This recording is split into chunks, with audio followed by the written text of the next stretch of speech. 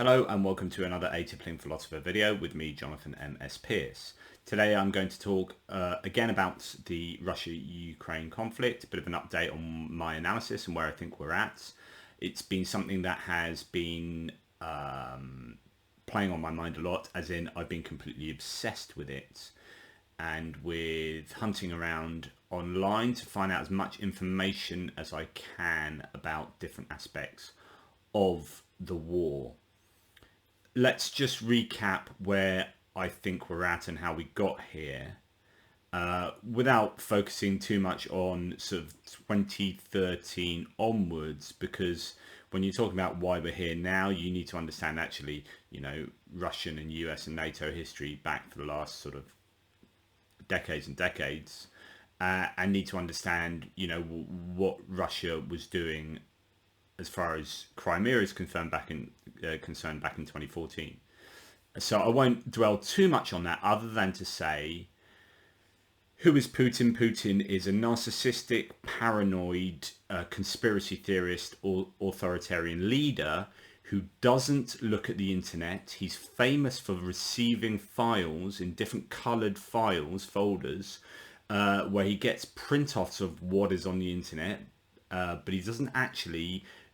He mistrusts the internet, so he doesn't really read the internet. So when we think, goodness me, look at us, we can just find freely all this information on what's going on in Ukraine, he won't be accessing that, and he'll be being delivered information personally to him, printed off by the people around him. And I think it's interesting to wonder whether he is getting good information on what is going on in the conflict, or whether he's being fed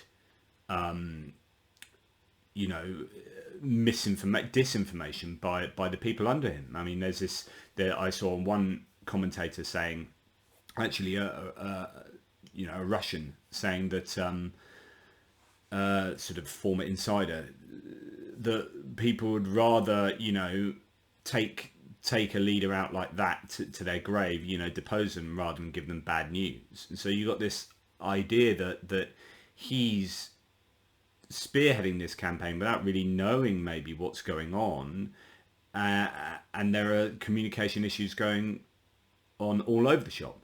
Anyway, so he's this paranoid, narcissistic, conspiracy theorist, authoritarian, now military leader, who has been obsessed with how long it takes missiles to get from the West or from around him to Moscow. Ukraine, there are plenty of speeches that he's given that evidence this, that he is worried that Ukraine will mean, a nuclear missile can get there within 7 minutes or something, and other missiles within 5 minutes. So this is something that plays on his mind big time. So Ukraine is a territory to him. It's nothing more than that. Some people think this is all about, reuniting the old Soviet Union in some kind of glorified, rose-tinted ideal. But actually, I think it's probably a little bit more strategic than that, playing on his fears. And his fears, being a conspiracy theorist, he thinks America's behind everything. And with that, there's NATO and the capitalist forces and other institutions like the IMF and whatnot, are encroaching upon Russia, and that will allow missile launches to take place to threaten Moscow in particular. And so Ukraine, being this political football between Russia and the West, has been a hotbed for his worries and for his plans. Now, people on both sides will be saying, NATO shouldn't have been encroaching on Russia with, cozying up with Ukraine on the borders of Russia, and the EU too, and the US. But then that's exactly what Putin's been doing in sending troops and money and influence down to southern and eastern Ukraine and into Crimea.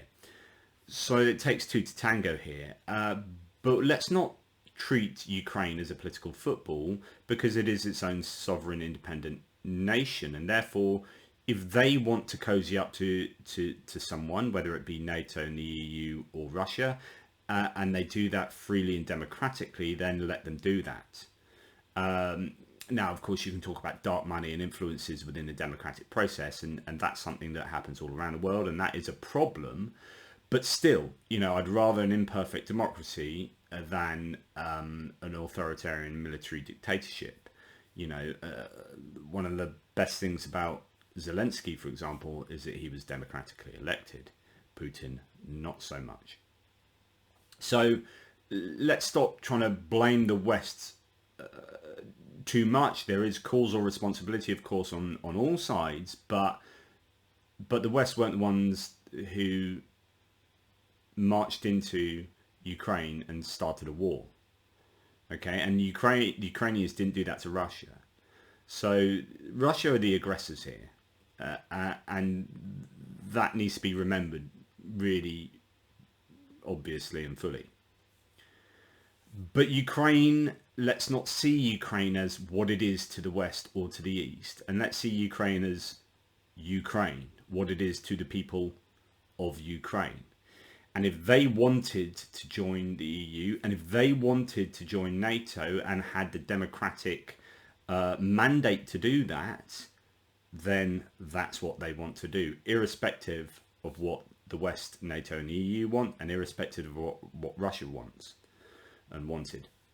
So that aside, and the whole history of Crimea and Luhansk and Donetsk aside, we have a scenario whereby Russia invaded Ukraine. What was the original plan? The original plan, as far as I can see it, was for a very quick deposing of the Ukrainian governments, overthrow the government and replace them with a pro-Russia government. And that would have taken 3 to 5 days to waltz into to Kiev and to be met with very minimal resistance, and then have an occupational force that could just make sure everything goes smoothly. And we partly know that this was the case because plans have been captured by the Ukrainians from a naval tactical unit, naval infantry unit, who had loads of plans and showed that it was a 15-day project in totality. And so, this is clearly what was due to happen. Now, what's interesting here, going back to that information of whether Putin has the full panorama of information that he should have to make good decisions, if the Russian soldiers are being told that they are going to go into Ukraine and be met with open arms, welcomed with open arms, and this change of government will be relatively easy, what I want to know is, was that disinformation or misinformation? Were they told that because the commanders genuinely thought that, which means that the upper brass and Putin genuinely thought that? Or were they told that with the people above knowing that that wasn't going to be the case? Now, what's fascinating here is that if the upper brass had known that wasn't going to be the case, that Ukraine are going to put up massive resistance, then they would have had completely different plans, and it wouldn't have been this 3 to 5 day and 15-day plan overall, because they would have known they would have been met with huge resistance. I mean, I could have told you that just by reading the news and looking at the internet. But if you've got an authoritarian leader that's not looking at the internet and getting very biased and inaccurate information, then does this explain why the conscripts and the very poor Russian army that was put at the vanguard of this attack, there's this great saying that Russia is a large modern army, but it's just that the modern part isn't very large and the large part isn't very modern. So you've got this huge army, but actually it's really, and we'll talk about this in a little bit, but it's really out of date, and lots of conscripts that were thrown across the line thinking they were going to be in training exercises. Now, as I say, if Putin genuinely thought, and his commanders and leadership genuinely thought they were going to be met with open arms, then that explains that initial plan. And that explains why those soldiers have told that. But that wasn't the case. And so they had to change their plans immediately, which means that the Russian command didn't foresee this happening. What is going on in Russia whereby the military leadership and the political leadership don't understand the makeup of the nation they are attacking? Don't understand that 40 million Ukrainians don't want them to be there, because that has ruined everything for the Russians. And that is just a monumental blunder that cannot be overstated. I mean, this is, I could do a better job. I could have done a better job. Like, if I wanted to be in charge of the Russian army and government, I could have done a better job if I really wanted to attack Ukraine than they've done. Just unbelievable. So what this meant then is you've got this invading force that is suddenly, now this 3 to 5 day overthrow of the government and sacking of Kiev. Now they've got all this army that can't do that because the whole country doesn't want them to be there. What do you do with a country that doesn't want you to be there, almost to a man, especially when you provoke them? You might have had some sympathizers, a lot more before, but if you're going to throw your might into an invasion, then those sympathizers are going to switch sides pretty quickly. So you've now got an entire nation who broadly hates you. You can't overthrow a government now. That can't happen, because you now no one wants you to be there, and any government you put in will just be deposed through an insurgency straight away. So you've got a massive problem. So now this 3 to 5, 15-day project becomes an invasion and has to become an occupation, because what you've got to understand is Putin can't step out. This is like, oh, we made a bad mistake. Like, all his personality traits and the posturing and the politic here means that he can't step back and say, bad mistake. Humans don't do that. We don't throw, we often throw, bad money after good. And so this is what Putin will be doing in Russia, but then throw in his narcissism and all these other traits, and you've got the reality being that he cannot step back. So he has to come out of this winning, which means he's now got to occupy a massive country with a huge population. Okay? Not only that, but most of the males in that population are now going to be armed and ready to attack the occupying force. Now, occupying forces traditionally have required, I don't know, something like 80 soldiers per 1,000 or whatever. Whereas Russia, even though they've got a huge army, have only got about 3 to 4 personnel per 1,000 to occupy the country. It can't be done. So they can't occupy the nation when the whole nation hate them. Now, before we get on to what his options are, what the further problems are is that the Russian army is massively poorly maintained. Why is that? Because actually there's huge corruption that's been taking place for decades.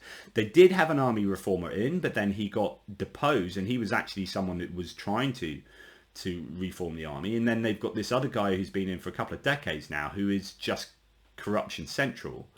So he's kept everything smooth, because actually all the money that's being thrown, you look at the Navy, lots of money's being thrown at the Navy, and that's actually done pretty well, but actually siphoned off a lot of the military money that needed to go to the army, because they've got loads of terrible munitions and armaments.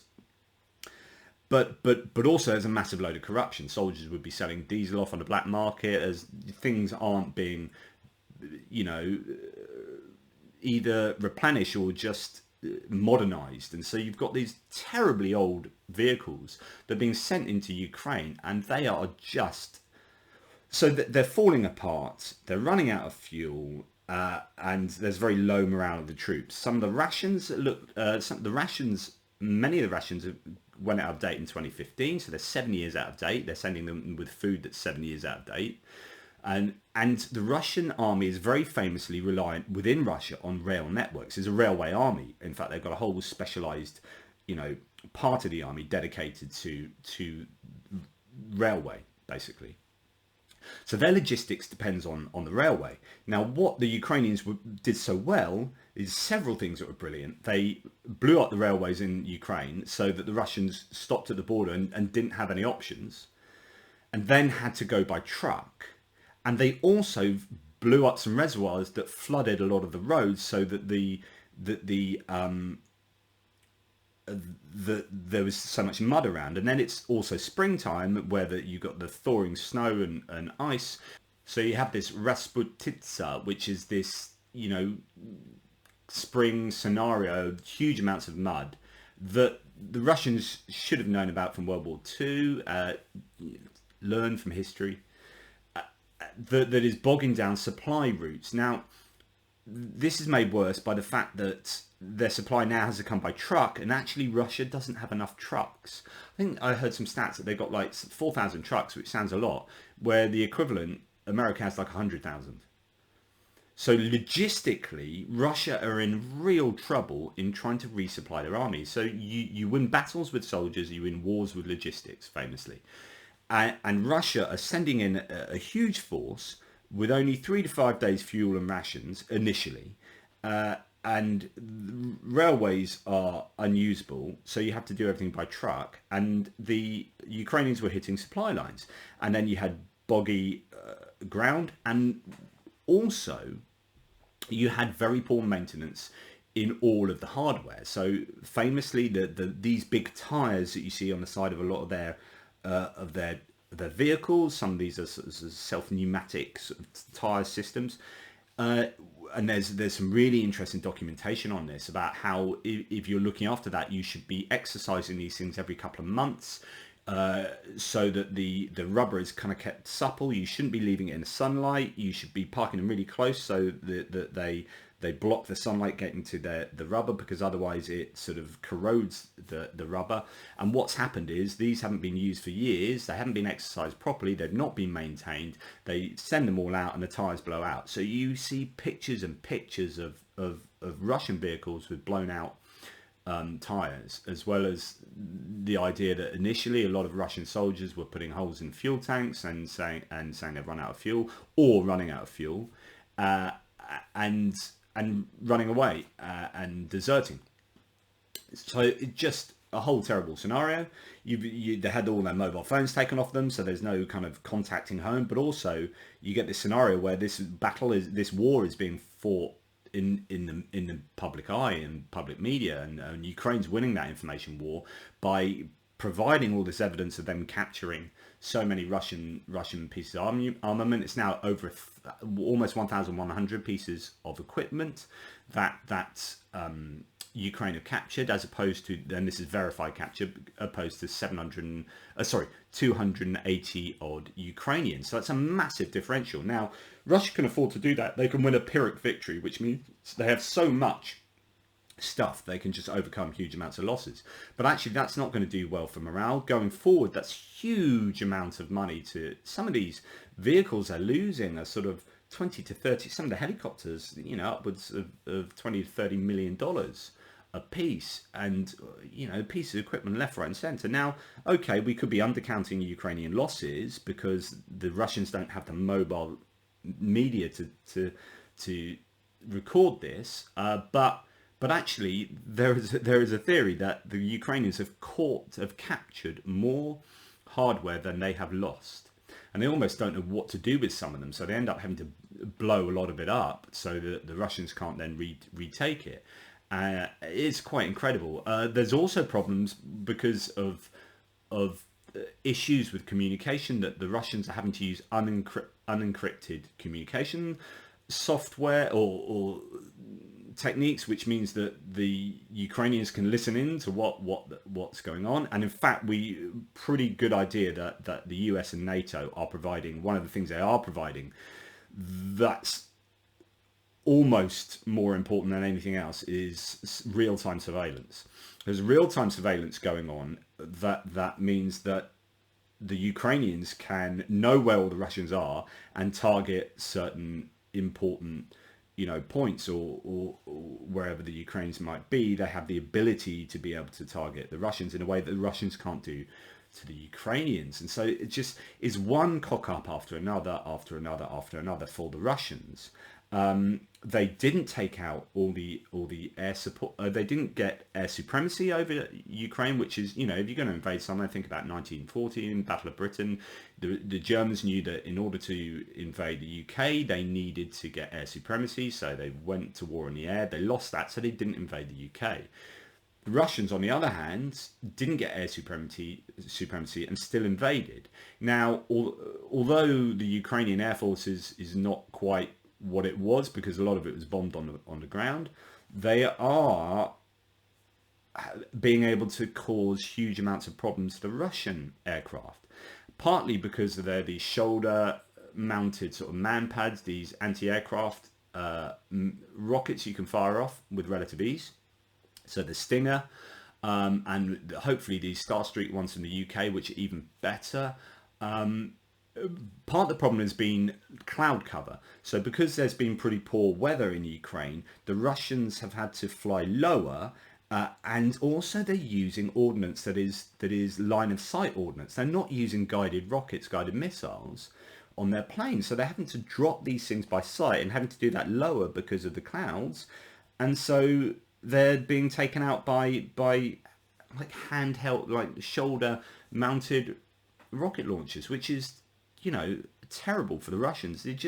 I don't know what they're doing. And they do have some modern, obviously they've got really highly technical modern armaments, but they don't seem to be using them. Why is that? And another thing I've read is that possibly they end up selling most of their high-end stuff to other countries and actually keep relatively little for their own army and air force. So that could be a thing. But so there you go. You've just got a whole load of logistical nightmares, and Russia is now spread quite thin across the whole of the north. So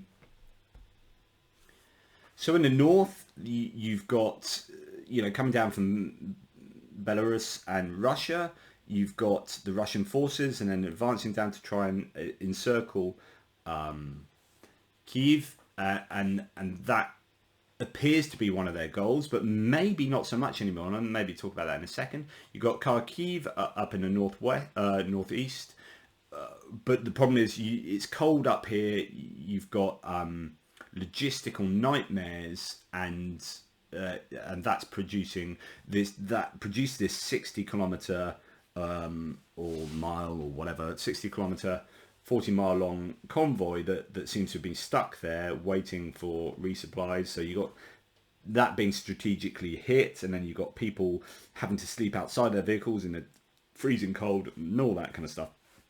Terrible for morale. And then you've got these other cities around, Sumy, that's creating quite a bit of resistance. And I think with the north, I think the idea might have been or certainly now, for Russia to produce a corridor from north to south, so that in the south they have the Crimea, which is it's drier down there, so the ground is harder, so they can do things a lot more easily. But they can also supply their troops directly from Crimea, from the Black Sea and Crimea. And then they've got Luhansk and Donetsk on the eastern side, which are what they wanted to be independent republics, these kind of separatist areas that have previously been supportive of Russia. But interestingly, although they have made some advances there, I would have thought that would have been sewn up early doors because they were so pro-Russia. But really hasn't had huge amounts of success. And you've got Mariupol in the south, which is a city that you hear about because the maternity hospital got hit, and it's had terrible humanitarian crises going on there because it's been encircled by the Russians for a long time now, and it's still holding out. The fact they haven't got that, is pretty amazing. They lost Kherson, the other side of Crimea, which is looking like actually there are counter-offensives happening from Mykolaiv to the east of Crimea that's holding out really well on the river there, and then Odessa further sorry, to the west of Crimea. Further west is Odessa. That's historical importance, but also huge port significance. They're worried about that because if they take all of the south, then Russia had full access to the Black Sea, and Ukraine don't have any. But at the moment, you know, Mykolaiv is holding out and maybe doing some counter-offensives against Kherson they've lost. Anyway, point being that perhaps now the Russians are readjusting to say, as long as we get the eastern side of Ukraine under control, then we could maybe form a breakaway republic that encompasses, you know, Crimea, Luhansk, Donetsk, and up to Kharkiv, and then you've got this corridor from Russia right the way down to the Black Sea, and that's of massive strategic importance. And whether going forward that's going to be some kind of solution to this, is whether Ukraine has to eventually give up half of their country and keep Kyiv. So there's this argument that encircling Kyiv, they realise that it's now going to be too difficult to take Kyiv, but it's soaking up all the Ukrainian resources because they're obviously going to want to defend their capital, which means they can't concentrate so much on these other places, which then allows Russia to take these other places more easily. Could be something that's going on. You know, the problem for the Russians is occupying cities is a horrible thing to do when those people hate you.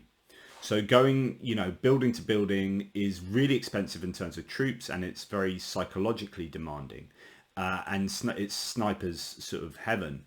So really the Russians don't particularly want to engage in the cities, or at least if I was, and I'm no strategist, right, but if I was in charge of the Russian army, I wouldn't want to go into these cities and fight building to building, street to street, because the Russians have got a huge, the Ukrainians have got a huge amount of weaponry, you know, as far as their forces are concerned, and they can do an awful lot of damage in that kind of theatre. What's more likely is if you look at Grozny, which is Chechnya, and what they did in Aleppo in Syria, which is they just basically flatten cities into eventual submission. So the Russians don't really want to go into the cities to fight. Also, there are supposedly something like 12,000 Russian tanks in their entire armory, but there's now something like 17,000 anti-tank missile launchers, you know, shoulder-held ones that the Ukrainians can use due to the fact that the West has just, and NATO nations have thrown armaments at them. So realistically, I mean, this is a funny war because it's not funny at all, but in terms of the tank is, I think this is the end of the tank used in modern warfare. I think it's a redundant piece of kit now. They just look like death traps, and things like the javelins and the NLAWs and some of the other ones. There are plenty of them that have been given to the Ukrainians by lots of other nations, but these are really, really dangerous weapons that basically obliterate the tanks. I mean, the javelins and the NLAWs go into the turret, or even down, like you can fire up the NLAW and then it gets to a certain height and then goes downwards, goes through the turret, which is the weakest point, and then just incinerates everything inside. And if there's munitions inside, you see actual tanks actually flipping over as they explode downwards with all the munitions inside exploding. The loss of life is huge with these Russian tank battalions and whatnot, and the losses, because you know everyone inside is just incinerated, and you just wouldn't. I don't know. I just wouldn't want to be in one of those. And of course, the Ukrainians can hit these. When you look at the maps of how much territory Russia supposedly hold, sometimes they get the maps wrong because they just colour in these whole areas between roads. But it turns out the Russians really only control the roads. So there is and I'll see if I can put a map up now that shows you much more accurately what the Russians actually hold, which is just these road areas, because in between, you know, you've got forests or woods or just difficult terrain where they're not at. But that means that the Ukrainians can use their local knowledge, can use that cover, and then just hit these either convoys or smaller, pick off these smaller groups of or individual vehicles with relative ease, and they have the hardware to do that really quite easily. So the Russians are left with, how do we leave winning? And there's really only a couple of options for them now, because now they're in there and they've got an invasion force. Really, they've got to flatten, do what, like I said, with Grozny and Aleppo, and flatten these cities. But if you flatten these cities, you are basically destroying Ukraine and its usefulness as a nation with, you know, infrastructure. And basically you're laying waste to this country just to come out as a winner.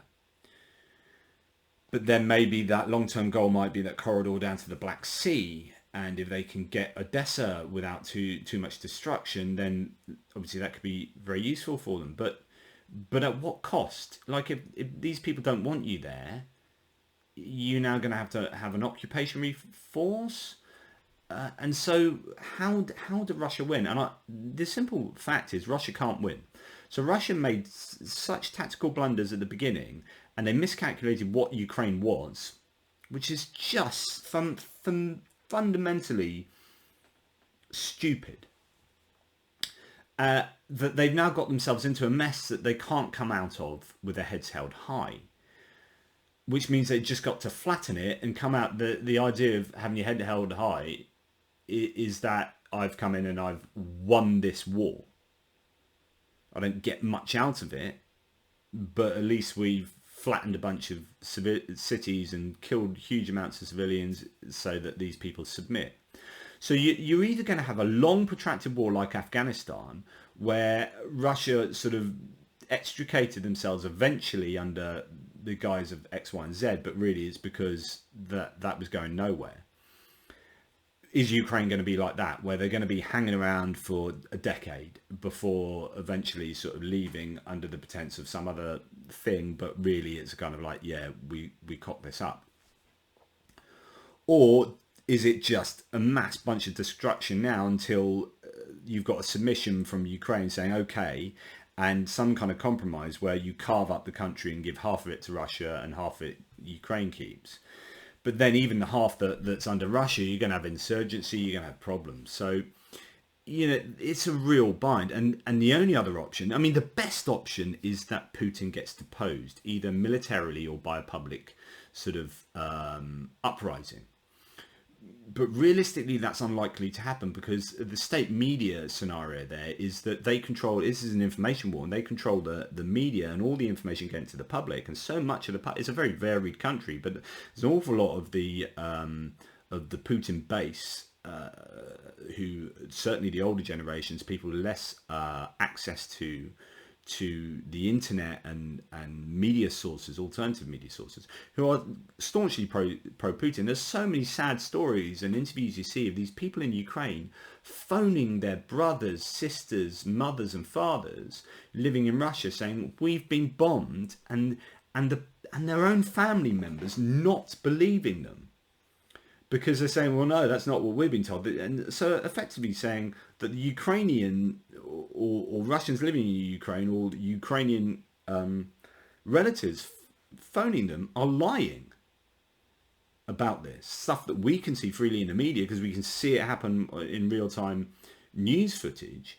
But so much of the Russian public just won't have any of that, because their whole media diet that they've been living off for 20, 30, 40, 50 years tells them a very unified narrative that that they've just taken in hook, line and sinker.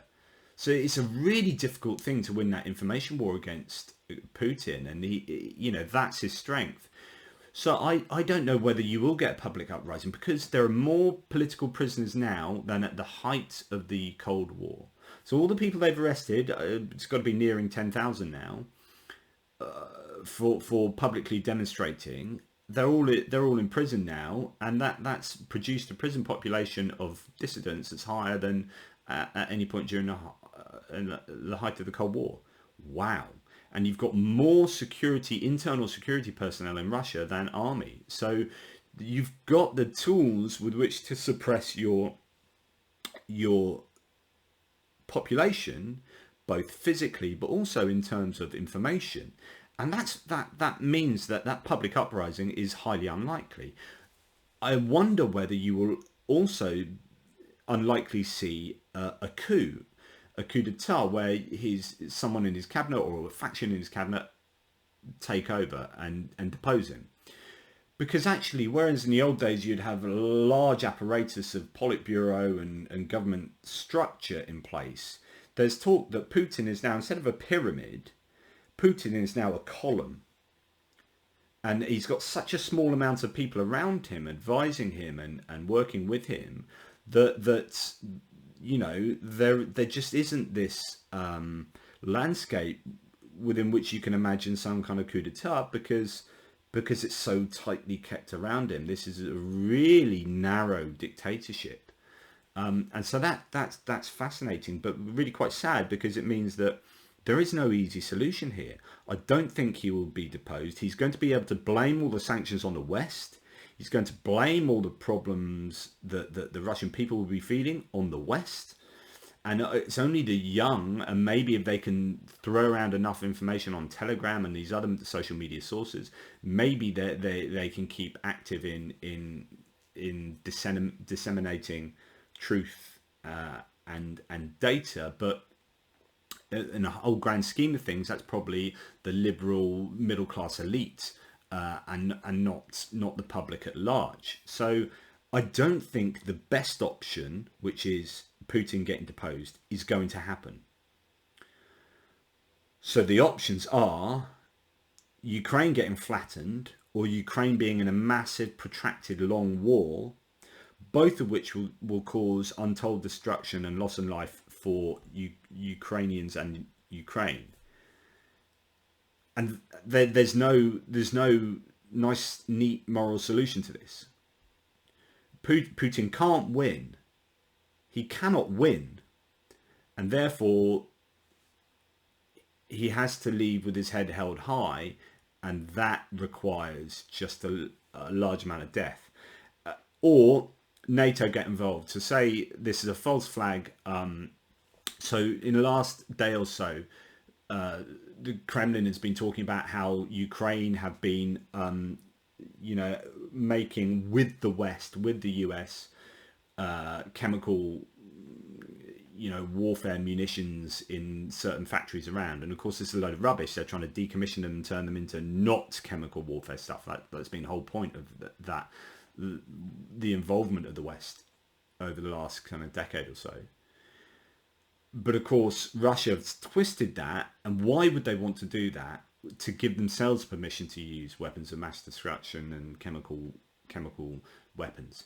Now, if they do that, perhaps that's a red line that Russia cross where NATO get involved. In which case, you're going to have World War III, and there ain't no nice moral solution to this, because there's a massive amount of death.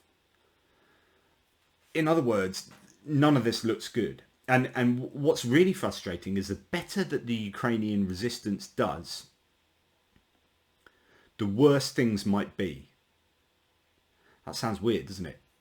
The better Ukraine do at defeating the Russians right now, the worse it will be for them in the long run, because the Russians will then feel like they've got their backs against the wall, feel like they're doing so badly that they will overreact.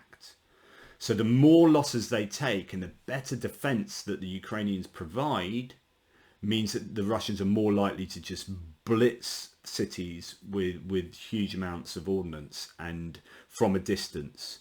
And this is why, an active air force and air defense are really quite important to the Ukrainians, particularly air defense at the moment. So you can stop certainly the cluster bombs being dropped by the aircraft. But what do you do about long-range 70-kilometer missile barrages? that arguably can be sent, from inside the Russian borders. So it's a real problem that is evident here, that there just aren't many good solutions or any solutions other than Putin getting deposed. I mean, I've been fascinated and obsessed with finding out the armament losses that Russia have been going through on a daily basis. There are a bunch of Twitter handles that I keep a close eye on, and I'll put them in the description because I'm obsessively checking them out and I find them very interesting. You might as well, if you're geeky like me. And it's sad to get geeky about things that involve so much death and destruction. But, militarily, Russia have done a terrible, terrible job. And you look at in Bovary, on the outskirts of Kiev, where they had that huge, famously the other day, had that huge grouping of tanks and armoured vehicles, where they just grouped them all together, and then again, Ukrainians with surveillance capabilities from UAVs, unmanned aerial vehicles, sort of drones and whatnot, are keeping an eye on this area and can communicate back, and they get a barrage of artillery. And now, unfortunately, that barrage wasn't really enough. This wasn't talked about an awful lot on the news, that really they should have decimated that entire bunch of vehicles, but they managed to escape with not that many casualties, although they lost the commander.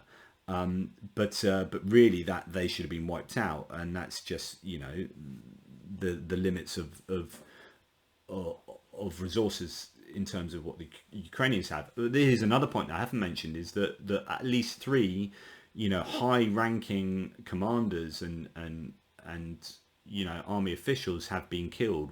At least one by sniper, which is also tremendously bad.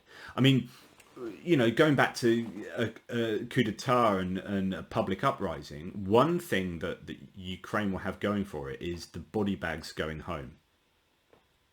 So when you're trying to sell this narrative that the special operation is going according to plan, and then you're having 10,000 families being contacted saying, "Yeah, sorry, your son has died," then it's quite hard to spin that narrative still, because the reality comes to bite, and that might be a real problem for Putin's Kremlin. And there are a lot of Russian families who are phoning a hotline in Ukraine. This hotline is telling them whether they know of the death of the Russian soldier, or they're collecting the names that they can, but also trying to give them some accurate details on what's really going on. So it's a bit of a PR campaign as well. But when you've got hundreds and hundreds of Russian families phoning Ukraine because they're worried, they haven't heard from their son for a month, that's a reality that the Russian command structure will have to deal with. The reality is this is a complex scenario, and you've got the West not wanting to escalate, but really we also want to throw as much stuff at them as possible. Now, don't get me wrong, there will be stuff going on covertly for sure. I don't quite understand this whole MiG scenario with Poland, where Poland offered America, Ramstein in Germany, the American airbase in Germany, we'll give you all our MiGs that the Ukrainian pilots can fly. You backfill us with American fighter jets, job done, and then the Ukrainians can have that. And the Americans said, well, no, this is going to escalate it, because Russians are going to see these jets coming from us, etc., etc., etc. I don't quite understand why that happened in public, unless there was something going on underneath, that they're trying to do smoke and mirrors to protect something else happening. So this big public thing happened, and they could say to Russia, we're not going to give Ukraine the MiGs. So sorry about that. It will make Russia really angry. And Russia goes, oh, okay, good, that's happened. But actually something else has happened under here. If that something else wasn't the intention, then that's a really bad way of doing things, because that shouldn't have been done in public. You could have given those MiGs to Poland, and you got Ukrainian, to the airbase in Germany, fixed them up, made sure they're battle ready, and then Ukrainian pilots could have come and got them and flown them back. Now, you could have done that pretty quietly, a bit of a clandestine operation there. But instead, this whole thing was announced in the news, and this was a really public agreement, and then walking back on that agreement. And so that's really, really bizarre.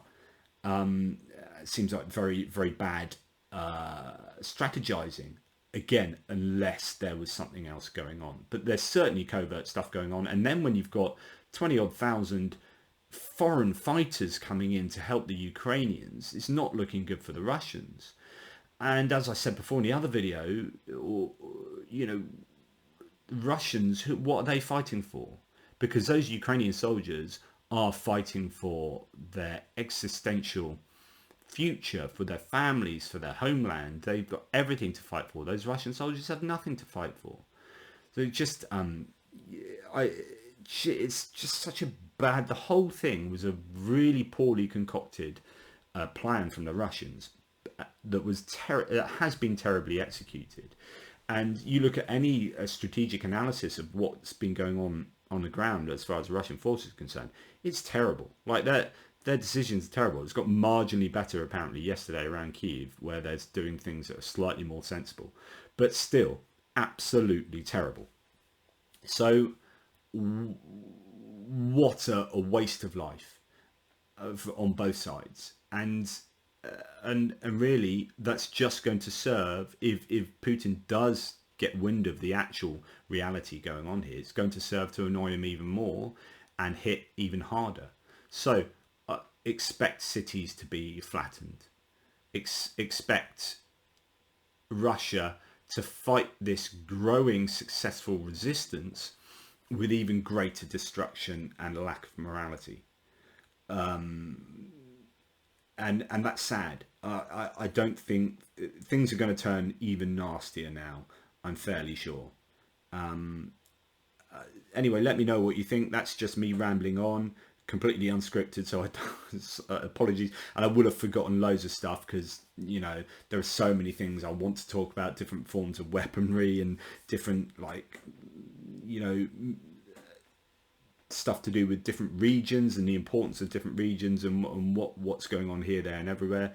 And Kharkiv is really interesting because that's the second biggest city, and that's still sort of holding out, but the destruction there is terrible. And Mariupol as well, and Mykolaiv, loads of really interesting different places that have their own strategies involved with them and their own stories to tell. It's absolutely shocking what's going on, but you know, at the end of the day, the West has brought down, and Putin would not have predicted this, but the reaction from the rest of the world has been massive. You know, it really has. The money that's been thrown at Ukraine, but also the sanctions that have taken place against not only Russia but the oligarchs that are propping up his regime. Phenomenal, absolutely phenomenal. And you know, they are going to seek even more ways to keep that stranglehold on the Russian economy going. And unfortunately, who loses out most? Well, the Russian people. And the hope is that those Russian people come to some kind of realization that, do you know what, something must be going on here. If we can't have any access to media, and if we can't buy anything, there must be more to it than just what the state television is telling us. That's a hope. Will that happen? I don't know. I don't think so. I think, you know, the past has shown us that Russia is quite good at being able to cope with that. However, the past didn't have the internet and didn't have the ability for information to get around with relative ease. Anyway, comments down below. Please like, subscribe, share, and all of that if you appreciate what I say. Of course, I'm no expert, so all the caveats attached. But anyway, that's my tuppence. Thanks for supporting, thanks for watching, and until next time, question everything, especially yourselves.